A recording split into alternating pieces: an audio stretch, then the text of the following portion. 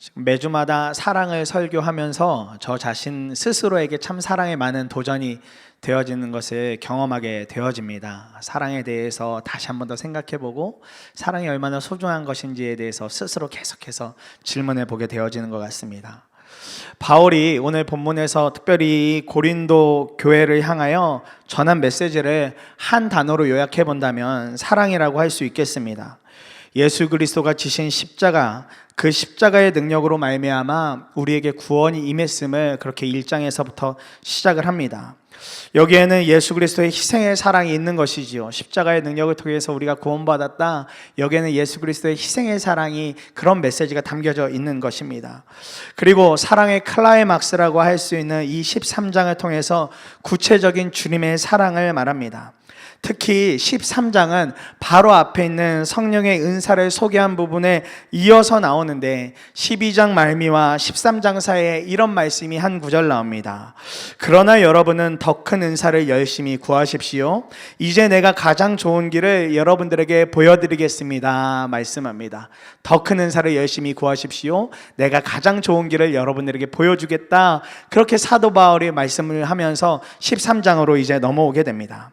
그런데 여러분, 재밌는 것은 고린도전서 23장에는 단 한 번도 하나님이나 예수님이라는 말이 나오지 않습니다. 그런데 이 말씀을 계속해서 묵상하고 읽어 내려가다 보면 예수님이 자연스럽게 생각이 나게 되어집니다. 그리고 그 말씀 속에서 드러나는 사랑이 하나님과 예수님의 사랑을 그대로 드러내 보여주고 그대로 생각나게 해줍니다. 우리가 광고 음악 중에 그런 음악들 있죠. 전주만 들어도 와, 이거 무슨 음악이네, 어떤 제품의 음악이네, 어떤 과자, 어떤 음료에 대한 음악이네 라는 것들 알 수 있는 곡들이 있죠. 그러면 그 노래가 풀로 다 듣지 않아도, 풀로 다 듣지 않고 한 부분만 들어도, 또 때로는 제품의 이름을 듣지 않아도 우리는 자연스럽게 알게 됩니다. 이게 어떤 제품의 노래네, 이게 뭘 홍보하는 노래네, 음악이네라고 그렇게 우리가 알게 되는 것처럼 고린도전서 13장의 말씀을 쭉 읽어가다 보면 우리가 하나님께 받은 사랑이 이거지, 하나님의 사랑이 이런 모습이지, 예수 그리스도가 나에게 보여주셨던 놀라운 은혜와 놀라운 사랑이 이런 모습이지라고 우리 머릿속에 자연스럽게 떠올려 보게 되어진다는 것입니다.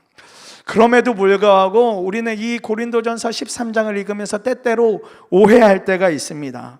저런 사랑은 하나님이니까 할 수 있는 거야, 예수님이니까 저렇게 사랑할 수 있는 거지, 난 저런 사랑 할 수가 없어, 난 저런 사랑 안 되는 사람이야, 이렇게 결론을 내린다는 것입니다. 그러나 오늘 우리가 하나님의 말씀을 믿는다면, 그리고 하나님을 정말 사랑한다면 우리도 이런 사랑을 할 수 있는 것이 가능하겠다 싶습니다. 우리의 힘이 아니라 말씀을 붙잡고 하나님을 붙잡을 때 우리도 이와 같은 사랑을 할 수 있겠다 싶습니다. 하용조 목사님께서 목회를 하실 때에 중요하게 여기셨던 사역 중 하나가 일본에 복음을 전하는 것이었습니다. 참 가까운 곳이지만 우리랑은 감정적으로도, 또 최근에도 그렇지만 여러 참 쉽지 않은 마음을 갖고 살아가는 나라가 일본이지 않습니까? 그 명칭이 러브 소나타였는데요, 그것을 준비하면서 가지셨던 진솔한 마음을 그분의 책에다 이렇게 기록해 놓으셨습니다. 일본인들에게 복음을 전하는 문화전도 집회 러브 소나타를 계속 섬기면서 제 마음속에 끊임없이 떠오르는 질문이 있었습니다. 한국 사람은 과연 일본 사람을 사랑할 수 있을까? 또 일본 사람들을 만난 후로는 이런 생각도 들었습니다. 일본 사람들은 한국 사람을 정말 사랑할 수 있을까? 지난 역사뿐 아니라 여러 사건들을 접하면서 더욱 그런 자문들을 하게 되었습니다. 그러다 얼마 전 말씀을 듣고 눈물 흘리는 일본 분들을 보고서 의구심을 풀었습니다. 그들의 진심이 순간 강하게 전해졌던 것입니다. 특히 요코하마에서 개최된 8번째 러브 소나타 때부터 무언가 달라졌던 것 같습니다. 일본 성도들의 주춤하던 태도가 자유로워지고 마음을 활짝 열기 시작했습니다. 그전까지 소극적으로 반응하던 분들이, 바라보던 분들이 발을 동동 구르고 눈물을 흘리며 줄을 서서 예배에 참여해 했습니다. 진심이고 진짜라는 마음이 강하게 마음에 전해졌습니다. 흘러넘치는 은혜와 사랑의 파동이 주위를 완전히 감싸는 것 같았습니다. 그때 깨달았습니다. 세상에서 결코 경험할 수 없는 사랑을, 세상에서는 누구도 경험할 수 없는 그 사랑을 우리 크리스찬들, 그리스도인들은 경험할 수 있다고, 그것은 진짜 우정, 진짜 사랑, 진정한 관계라고 그렇게 믿게 되어졌습니다. 하나님의 은혜를 받고 성령님의 인도를 받으면 그 독특한 영적인 사랑을 체험하지 않을 수 없습니다. 이렇게 목사님이 적어놓으신 글을 보게 되었습니다. 그리스도인이 하는 사랑은 세상이 말하는 사랑과는 판이하게 다릅니다. 우리 믿는 사람들이 말하는 사랑은 세상이 말하는 사랑의 기준과 전혀 다릅니다. 여러분, 안타깝지만 세상에서 말하고 있는 사랑의 기준은 무엇입니까? 여전히 세상은 육적인 사랑에 대하여서 그 관계가 가장 우선인 것처럼 그렇게 말하며 그렇게 속여가며 이야기하고 살아가고 있습니다. 그러나 기독교적인 사랑은 그러한 사랑이 아닙니다. 영적인 사랑을 말합니다. 그래서 사랑도 우리 마음대로 우리 뜻대로 하는 것이 아니라 성령의 인도하심을 받는다면 어느 누구라도 사랑을 할 수 있다라고 그렇게 말을 하고 있는 것입니다. 세상 사람들이 말하는 그런 사랑이 아니라 하나님 수준에서 할 수 있는 사랑이 또 다른 사랑이 있다고 그렇게 말씀하고 있는 거예요. 사랑은 주님이 하도록 하시는 겁니다. 사랑은 주님이 하시도록 우리의 모든 삶을 이끌고 가시는 겁니다. 그러니 우리가 사랑을 가장 좋은 길로 여긴다면 우리의 믿음 생활이 이전과는 완전히 달라지게 되어질 것입니다. 사랑을 진짜 붙들며 살아가는 사람의 믿음은 전혀 다른 모양으로 살아가게 되어지는 것입니다. 오늘 우리가 사랑이 좋은 길이 되는 이유를 붙잡고 오늘 그 말씀을 가지고 함께 결단하기를 원하는데요. 그 첫 번째로 사랑이 가장 좋은 길인 것은 우리가 가진 사랑의 수준을 통해 우리의 믿음을 점검하게 된다는 것입니다. 우리가 가진 사랑의 수준을 통해서 우리의 믿음을 점검하게 된다는 것. 1절부터 3절의 말씀을 다시 한번 살펴보면 말씀이 이렇습니다. 내가 사람의 모든 말과 천사의 말을 할 수 있을지라도 내게 사랑이 없으면 울리는 징이나 요란한 꽹과리가 될 뿐입니다. 내가 예언하는 능력을 가지고 있을지라도 또 모든 비밀과 모든 지식을 가지고 있을지라도 또 산을 옮길 만한 모든 믿음을 가지고 있을지라도 사랑이 없으면 아무것도 아닙니다. 내가 내 모든 소유를 나누어 줄지라도 내가 자랑 삼아 내 몸을 넘겨줄지라도 사랑이 없으면 내게는 아무런 이로움이 없습니다. 이렇게 말씀하고 있어요. 여기에서 주목해 볼 문장이 있다면 내게 사랑이 없으면 이라는 문장입니다. 내게 사랑이 없으면, 아무리 좋은 것을 가지고 있어도 사랑이 없다면 아무런 소용이 없다고 말씀하고 있는 것입니다. 이것을 통해 우리가 점검해 볼 것이 있습니다. 내가 사랑이 있는가? 내가 정말 사랑으로 충만한 사람인가? 내게서 사랑의 향기가 진짜 흘러나고 있는가? 이것을 살펴야 하는 것입니다. 오늘 이 1절부터 3절에 열거된 능력을 한번 보십시오. 이러한 사람이 우리 교회의 교인이라면, 이러한 사람이 나와 함께 교제하고 있는 성도라면 우리는 이 사람을 향해서 진짜 믿음이 충만한 사람이네, 정말 믿음이 대단한 사람이네, 이렇게 고백할 수밖에 없을 것입니다. 아름다운 말을 하고 하나님이 주신 은사도 탁월하고 믿음도 좋고 모든 소유를 다 팔아서 나눠주고 교회에서 헌신도 내 몸을 불살라가면서 하는 교인, 그러면 우리는 당장 뭐라고 이야기합니까? 믿음 진짜 좋은 사람, 하나님 진짜 사랑하는 사람, 대단한 사람, 대단한 믿음을 가지고 있는 사람, 이렇게 말할 것입니다. 그러나 바울은 분명하게 말합니다. 사랑이 없으면 아무런 소용이 없다고요. 은사, 믿음, 헌신, 모든 능력에 탁월해도 사랑이 없으면 아무것도 아니라고 바울은 그렇게 말하고 있습니다. 지난해 지방 부흥에 오셨던 유영한 목사님께서 신학생 시절 이야기를 나눠주셨는데, 신학생 시절에 대전에서 이렇게 학교 다니시면서 또 그곳에 있는 교회를 다니셨답니다. 그런데 그 교회가 정말 사랑이 많은 교회셨대요. 여성교회 분들의 기조가 하나 있었는데, 교회에 오는 청년들은 절대 굶겨서 내보내지 않는다. 무조건 많이 먹이고 제대로 먹여서 내보낸다. 주말뿐만이 아니라 월, 화, 수, 목, 금, 토, 주일 다 어느 때라도 청년들이 오면 스스로 밥을 찾아 먹고 반찬 차려 먹을 수 있도록 준비한다. 그래서 실제로 그렇게 매일같이 준비를 해 놓으셨대요. 그런데 어느 해인가 이제 해가 바뀌면서 교회를 관리를 담당하는 장로님이 바뀌셨답니다. 그런데 이 장로님이 교회를 아주 특별하게 사랑하시는 분이셨어요. 교회를 너무 사랑하는 분이 사랑하셨어요. 그래서 이분이 교회를 어떻게 사랑하셨냐면 교회 모든 시설의 열쇠를 본인이 가지고 가셔서 필요에 따라 문을 열어주셨다는 겁니다.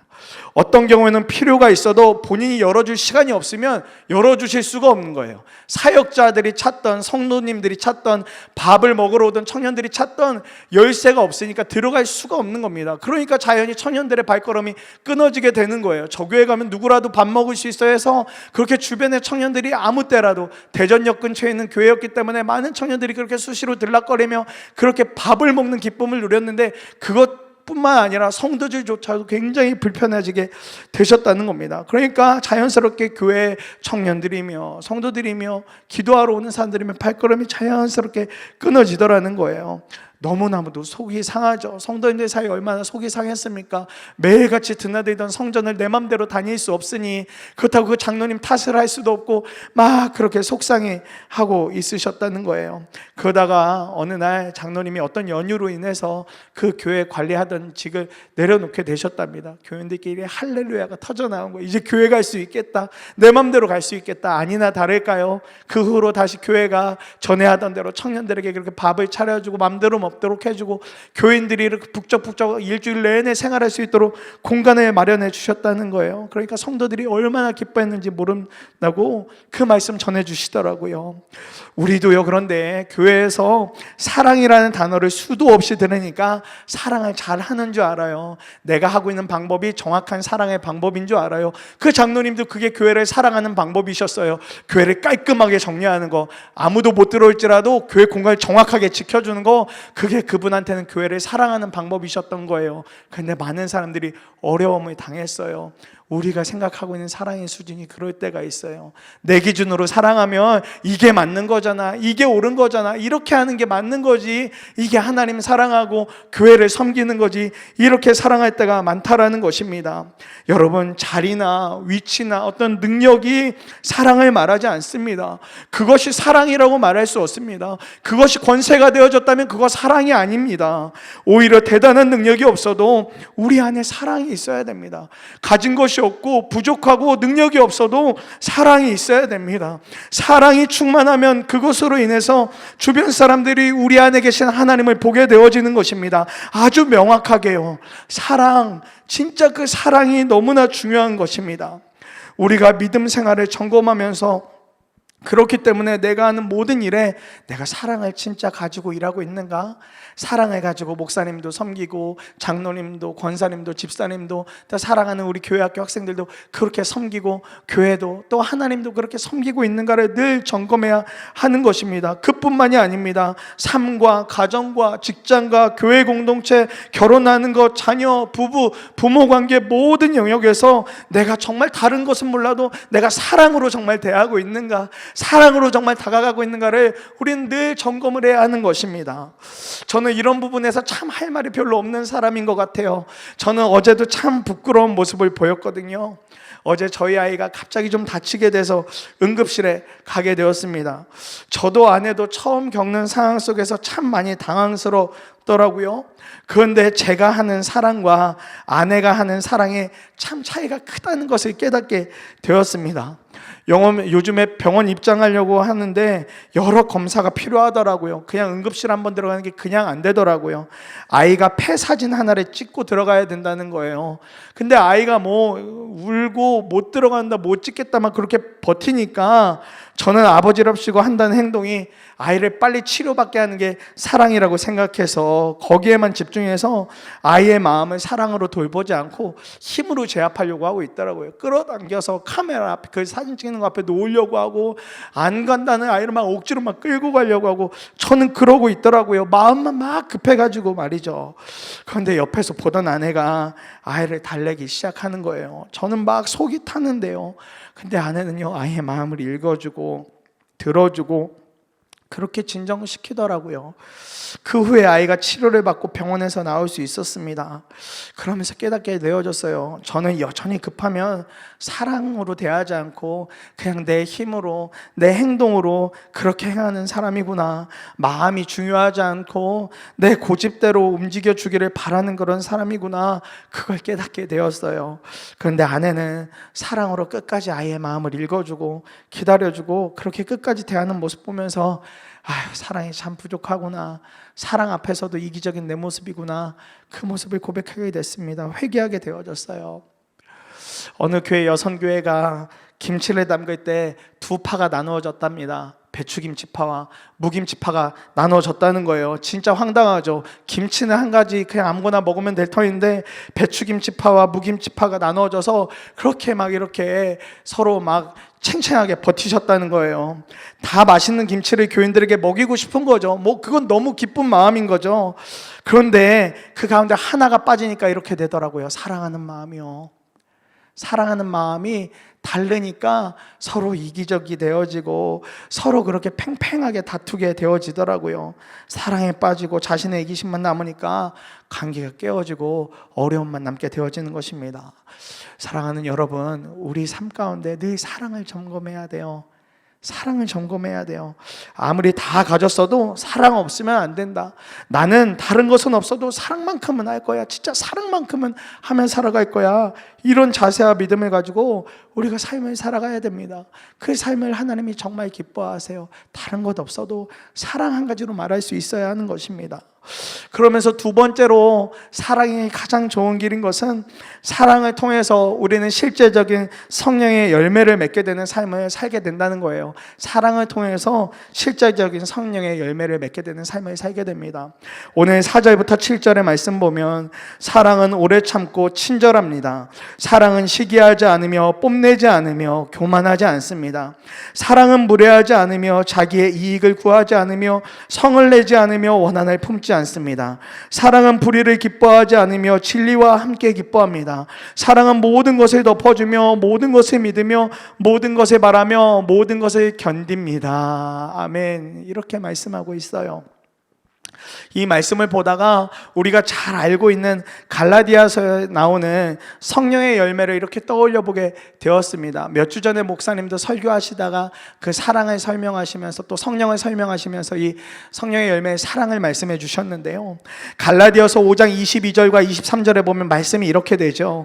그러나 성령의 열매는 사랑과 기쁨과 화평과 인내와 친절과 선함과 신실과 온유와 절제입니다. 이렇게 말씀이 나와요.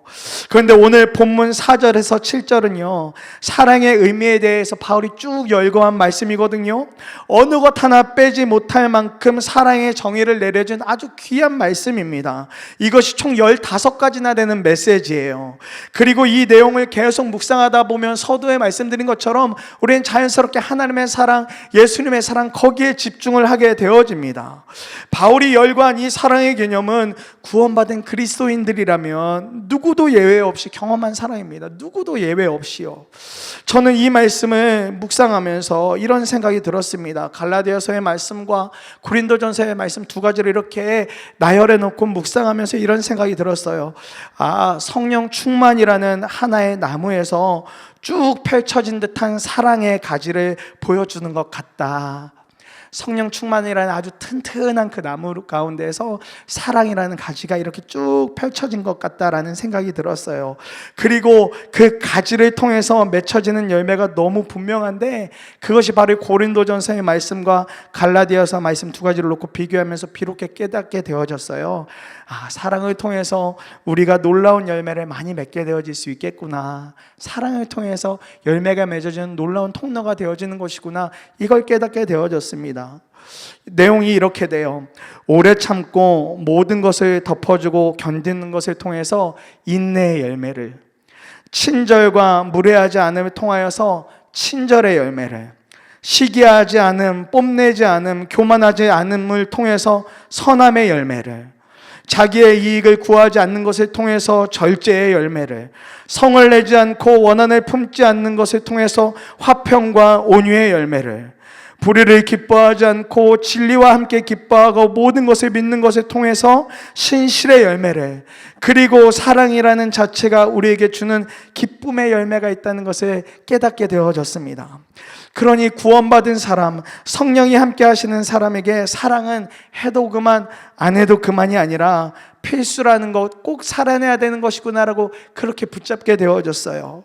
만일 저와 여러분들의 삶에서 왜 이렇게 나는 성령의 열매가 맺혀지지 않을까, 왜 이렇게 내 삶에는 열매가 아무것도 맺혀지지 않는 것 같을까라는 생각이 드신다면 다른 거 굳이 찾아보실 필요가 없습니다. 내가 정말 사랑이 있는가, 내가 정말 사랑으로 충만하게 살아가고 있는가, 이거 한 가지 점검해 보시면 되는 거예요. 열매가 없는 것 같다면 거기부터 조사해 나가면 되시는 겁니다. 그래서 저에게 있어서 늘 성령 충만의 기준은 사랑입니다. 사랑. 내 안에 사랑이 넘쳐나는지 아닌지에 따라 제 마음의 상태, 영의 상태가 거침없이 다 드러납니다. 사랑이 없으면 거침없이 제 마음에 여러 분노나 악한 마음이 있다는 것을 알게 되어져요. 최근에도 제 마음에 여러 분노나 성냄 등이 제 마음을 흔드는 것을 보면서 참 기도가 쉽지 않았습니다. 기도가 쉽지 않으니까 당연히 주님과의 여러 가지 친밀함보다는 여러 불평들이 터져 나오는 것을 보게 되어졌어요. 그러니 제가 할 수 있는 게 무엇이 있겠습니까? 완전히 납작 엎드려져서 주님만 사랑합니다, 사랑하게 해주십시오, 회개합니다, 주님과 친밀하게 해주십시오, 사랑하게 해주십시오, 이거 한 가지로 그냥 엎어져서 주님 앞에 그렇게 기도했었습니다. 사랑이 성령 충만의 열매로 드러나게 되면 아무리 힘들고 어려운 상황을 만나거나 때로는 아무리 힘들고 어려운 사람을 만나도 분노나 악함으로 대하지 않습니다. 오히려 그런 상황이나 그런 사람의 마음마저도 녹일 힘이 생겨나게 되어지는 것입니다. 이 4주간의 설교의 근간이 되었던 책이 하용조 목사님이 쓰신 사랑의 교향곡이라는 책이었는데요, 그 책에 보면 일본 교회의 한 성도님의 이야기가 나옵니다. 스즈키상이라는 분인데요, 이분의 주요 업무가 고객들의 불평불만을 들어주는 일이었습니다. 그런데 그런 일을 하시는 분인데 이분이 말을 하도 거칠게 해서 늘 남한테 상처를 많이 주셨다는 거예요. 근데 이분이 성도셨어요. 교회를 다니는 교인이셨어요. 그러던 어느 날 큐티를 하게 되셨답니다. 그래서 큐티를 하다가 이런 결심을 하게 되셨다는 거예요. 내가 이제 말을 거칠게 하면 안 되겠다, 손님들 어떤 손님이 와도 내가 진짜 잘해줘야 되겠다고 결심을 하게 됐다는 겁니다. 왜냐하면 하필 큐티를 한 날 본문이 바로 이 화평과 온유에 대한 말씀이었거든요. 그래서 그렇게 결심하고 직장에 출근을 했는데 사무실로 불평 많기로 소문난 고객이 찾아와서 2시간 동안 일도 못하게 하고 화를 내면서 막 이 스즈키상을 향해서 막 쓴소리를 해대더랍니다. 그래도 어떡합니까? 오늘 스즈키상이 큐티를 하면서 했던 게 있죠. 오늘은 온유하겠습니다, 무례히 행하지 않겠습니다, 이렇게 하나님과 약속을 했기 때문에 그 사람이 2시간 동안 어떠한 얘기를 이야기하든지 간에 그냥 다 들어주었다는 거예요. 회사에서도 악명 높은 그 사람을 이렇게 마주하고 그 이야기를 다 들어주었답니다. 이 사람이요, 똑같은 이야기를 반복하고 가려고 하다가도 돌아서서 다시 화를 내고 앉아서 이야기하고, 똑같은 얘기 반복하고 가려고 하다가 다시 돌아서서 화를 내고, 이걸 2시간 동안 반복했다는 거예요. 그래도 꾹 참으셨대요. 한마디도 대응하지 않으셨대요. 어떤 날카로운 말도 하지 않으셨대요. 그렇게 정중하게 2시간 동안 대해드리다가 보냈답니다. 그랬더니 그 사람이 나중에 나가면서 이렇게 인사하시더래요. 미안하다고, 내가 미안하다고, 그렇게 이야기하고 돌아가시더랍니다. 그 일이 있은 지 얼마 후에 본사에서 이 스즈키상에게 연락이 왔대요. 어떤 사람이 이 본부 책임자에게 전화를 해서 당신 회사 그 지점에 기막힌 사람이 하나 있다, 그 사람을 보면서 내가 감동받았다, 그 사람을 칭찬하고 싶다. 누구겠어요? 그 막말한 그 사람이 회사에 전화해서 당신 회사에 놀라운 사람이 있다고 그렇게 칭찬하고 싶다고 연락을 했다라는 거예요. 그래서 이 스즈키상이 그 다음 날짜로 바로 본부로 발령을 받아 갔다는 이야기를 실어 놓았더라고요. 사랑하는 성도님들의 삶에 성령 충만이라는 튼실한 나무와 사랑이라는 가지를 통해서 성령의 열매가 맺혀지길 원합니다. 그러면 우리가 품지 못할 사랑이 없어요. 기다려주지 못할 사랑이 없어요. 다 품을 수 있고 다 사랑해 줄 수 있습니다. 사랑이 너무 중요해요. 사랑이 없으면 어떤 열매도 맺을 수가 없어요. 사랑이 가장 온전한 것입니다. 사랑의 가지 가운데 온전한 것들이 만들어지고 그 열매가 가장 건강한 열매가 되어지는 거예요. 그렇기 때문에 마지막으로 붙잡은 것이, 사랑이 가장 좋은 길은 사랑은 하나님과 연결된 탯줄, 생명줄과 다름없는 것이기 때문에 그렇습니다. 사랑이요.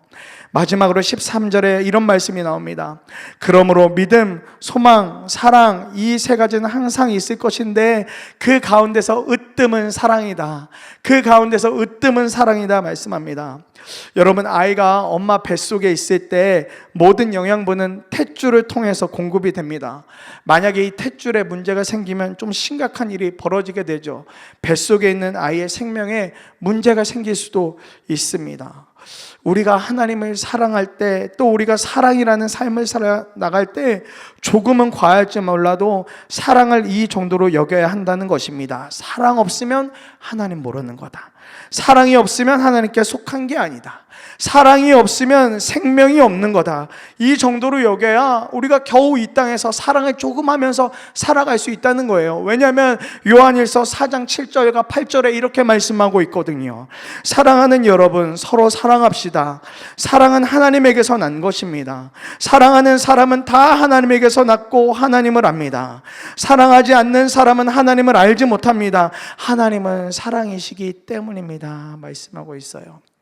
사랑이 없어서는, 사랑 없이는 우리가 어떠한 것도 할 수 없습니다. 생명력조차도 우리는 유지할 수가 없는 거예요. 믿음과 소망과 사랑이 하나이지만 그 중에 으뜸이 뭐라고요? 사랑이라고 이야기를 하고 있습니다. 사랑이 없으면요, 믿음도 소망도 반듯하게 세워질 수가 없어요. 사랑을 가지고 믿음도 세우는 것이고, 사랑을 가지고 소망도 세우는 것이고, 심지어 사랑을 가지고 사랑도 더 온전하게 세워나갈 수 있는 것이거든요. 고린도 교회는 사랑이 실종된 교회였습니다. 바울이 그걸 보며 안타깝게 여겼던 거예요. 왜 사랑이 없을까? 왜 고린도 교회도 하나님이 모든 물과 피를, 예수 그리스도가 물과 피를 다 쏟아서 세우신 생명력 있는 교회인데 그럼에도 불구하고 왜 이 교회는 사랑이 없을까? 왜냐하면 당시 고린도 교회의 교인들은 서로를 비판하며 살았어요. 교리 문제를 가지고 분열이 되어졌어요. 교회가 깨어짐을 경험했어요. 심지어 성도들 안에 간음을 했어요. 고소하는 등의 문제가 가득했어요. 이런 고린도 교회를 향해서 바울이 할 수 있는 외침은 딱 하나밖에 없었어요. 사랑합시다. 사랑 좀 제발 합시다. 사랑해서 문제를 넘어가 봅시다. 사랑해서 좀 하나가 되어 봅시다. 바울의 외침은 이것밖에 할 것이 없었습니다. 믿음이 아무리 중요해도, 소망이 아무리 중요해도 사랑 좀 하라고 그렇게 바울이 말하고 있는 거예요. 그런데 사랑하는 여러분, 오늘 그 바울이 외치는 외침이 우리에게 하는 이야기이지 않습니까? 우리는 정말 사랑하기 때문에 마음을 하나로 묶으며 살아가고 계십니까? 가정에서요, 직장에서요, 심지어 교회 공동체에서요, 사랑만 하기 때문에 다른 사람의 모든 마음도 다 받아줄 수 있으십니까? 사랑하기 때문에 정말 우리 마음에 어려운 그 사람도 다 품어낼 수 있으신가요? 우리는 사랑이 없기 때문에 외면하잖아요. 우리는 사랑이 없기 때문에 그냥 돌아서 버리잖아요. 그게 우리 모습이잖아요. 고린도 교회뿐만의 모습이 아니라 우리의 모습이기도 하잖아요. 바울이 그런 고린도 교회와 우리를 향해서 외치는 겁니다. 사랑합시다. 정말 사랑합시다. 사랑이 진짜 좋은 거라니까요. 이렇게 바울이 이야기하고 있는 겁니다. 우리 서로 사랑하자 책에 보면 요나단 고우포스 선교사님의 책의 내용을 인용하신 부분이 이렇게 나옵니다. 1907년 한국 교회 안에도 사랑의 부흥이 일어났습니다. 그때 당시에는 두 집 살림하던 남자들이 많았습니다. 그런데 대부흥이 일어나면서 두 집 살림하던 남자들이 자기 생활을 정리하고 본 부인에게로 돌아가서 화합하는 일이 도처에서 일어났습니다. 미국에서 온 선교사님들이 미국은 이혼하는 일이 많은데 조선에서 일어나는 이런 부흥이 미국에서도 일어나면 좋겠다고 했을 정도입니다. 또 어떤 하인이 주인의 돈을 가로채고 부정한 일을 했다는 고백을 공개적으로 했고, 주인이 그 하인을 용서해서 받아들이는 일이 교회 안에서 일어났습니다. 시어머니가 며느리를 구박하고 며느리가 시어머니를 미워했던 것을 고백하고 회개하는 일이 일어났습니다. 어떤 부인은 예배 중에 간증을 하겠다고 나와서 간음한 이야기를 했습니다. 심지어 그 부인의 남편이 그 자리에 있었기에 선교사님의 마음이 완전히 다 졸여왔습니다. 부인은 자신이 간음했던 죄를 회개하고 자리에 들어가서 울었습니다. 그러자 남편이 아내 앞으로 가서 무릎을 꿇고 기도하고는 아내를 용서하겠다며 끌어안았습니다. 성도들이 그 부부의 모습을 보며 진심으로 축복하며 박수를 쳤습니다. 이런 일들이 그때 당시에 일어나게 된 것입니다. 사랑하는 여러분, 사랑이 놀랍도록 우리의 삶을 변화시켜 줍니다. 우리가 대단해서 삶이 뒤집어지고 우리가 대단한 사람들이어서 삶의 변화가 일어나는 것이 아니라 사랑이 우리의 삶을 변화시켜 주십니다. 이 변화를 통해서 우리는 믿음도 드러내고 소망도 드러내고 그렇게 살아갈 수 있습니다. 사랑은 말할 것도 없죠. 사랑은 말할 것도 없습니다. 주님이 우리 삶의 주인이라는 사실을 이렇게 우리는 자랑하고 드러낼 수 있습니다. 사랑을 통해서요. 그러니 절대로 사랑이라는 탯줄, 그 생명줄을 우리가 하나님 사이에서 절대로 끊어버려서는 안 될 것입니다. 그 끈을 끝까지 연결해서 그렇게 살아가야 할 것입니다. 계속해서 주님으로부터 공급받고 우리는 그것을 살아내고 살아내면서 그것을 흘려보내는 것입니다. 우리도 사랑의 향기를 흘려보내는 것입니다. 말씀을 마무리합니다. 사랑은 가장 좋은 길입니다. 사랑은 우리 삶의 중요한 기준이고 우리 믿음 생활의 아주 중요한 잣대가 되어집니다. 사랑을 통해 우리는 늘 우리의 믿음 수준을, 하나님과의 관계를 계속해서 점검해 볼 수 있어요. 더불어 사랑을 통해 열매 맺는 삶을 살아갈 수 있습니다. 마지막으로 사랑은 하나님과 연결된 탯줄이에요. 생명줄이에요. 그것을 통해 우리가 놀라운 하나님의 은혜와 사랑을 경험하게 되고 날마다 맛보게 됩니다. 생명의 놀라운 근원입니다. 우리가 이 사랑을 다 받으며 살아가고 있죠. 예수 그리스도의 십자가 사랑이 우리가 날마다 보는 십자가가 그것을 보여주고 있습니다. 예수님의 놀라운 사랑, 희생도 보여주셨고 아낌없이 모든 것을 다 퍼부어 주신 헌신의 사랑, 오랫동안 참고 기다려주시는 사랑을 복음의 놀라운 은혜로 예수님의 사랑으로 우리가 경험하며 살아갑니다. 그것이 우리의 삶을 조금씩 바꿔나가요. 그것이 우리 삶에 조금씩 변화를 일으켜줍니다. 하나님이 원하시는 사람, 예수님의 사람으로 살아갈 귀한 힘이 바로 거기에서 드러나게 됩니다. 지난 4주 동안 하나님의 말씀을 나눴어요. 사랑이 가장 좋은 길입니다. 사랑이 가장 좋은 길입니다. 말씀 나눴죠. 하나님을 사랑하고 이웃을 사랑하는 것, 우리의 모든 방황을 그치게 하는 것이 또 그것이 놀라운 은혜이며 사랑이라고 전했습니다. 그래서 오늘 결론처럼 드릴 수 있는 이야기는 사랑 그 자체가 가장 좋은 길이라 말씀을 전하고 싶어요. 오늘 우리 삶의 이 좋은 길을 끝까지 포기하지 않고 기쁨으로 걸어가는 우리 모두가 되시기를 소망하고 축복합니다. 그래서 이 말씀을 마무리하면서 하나님, 정말 우리가 하나님께 받은 사랑이 너무 커요. 우리 끝까지 포기하지 않고 상한 갈대 같은 우리도 꺾어내지 않으시고 꺼져가는 촛불 같은 우리도 꺼버리지 않으신 하나님의 사랑이 너무 귀해요. 그 말씀이 제 안에 떠올라지면서 찬양을 붙들게 되어졌어요. 우리 이 찬양을 좀 주님 앞에 그렇게 올려드리고 우리 간절한 마음으로 하나님 앞에 기도하면서 오늘 예배를 그렇게 마무리하기를 원합니다.